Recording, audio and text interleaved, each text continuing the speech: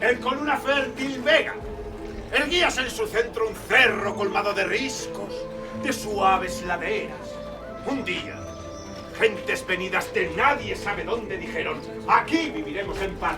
Celtíberos se llamaban, y por muchos años labraron la tierra, entanzaron para sus dioses las manos cogidas. Mas de Roma llegaron, de fierro vestidos con cascos emplumados, unos guerreros. E dijeron: si no servís nada debéis temer, pero si no, habréis de perecer.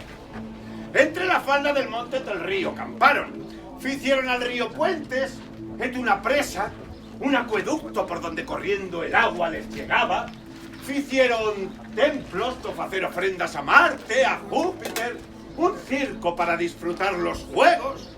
Et aquí, en este lugar, de piedras et madera, un fuerte militar do en caso de peligro podese refugiar.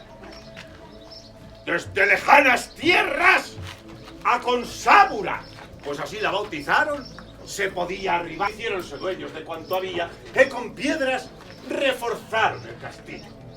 Paganos primero, en cristianos después se convirtieron, pero duróles poco la paz, porque entre ellos peleaban sin tregua.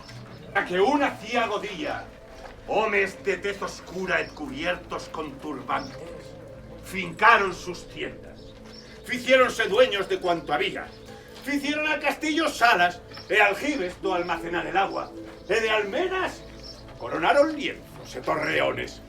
Do antes se decía misa, agora se aprendía el Corán. Pero por fin, tras duras y sangrientas guerras, valerosos hombres, bajo el pendón de Castilla, conquistaron la fortaleza. ¡Bravo! Vamos, vamos, partizan enemigos.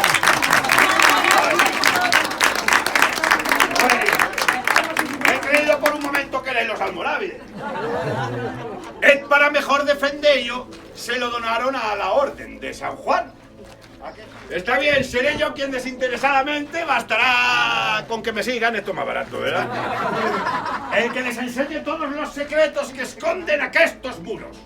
Unos muros forjados con piedra, sudor, y sangre.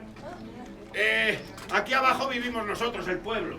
Pero a medida que vayamos subiendo a lo más alto de la fortaleza, podrán ver las diferencias que existen entre unos otros, ustedes también, ¿eh? Síganme bien pegados a mi trasero y no se me dispersen, que este castillo es muy peligroso. El sol es fantástico.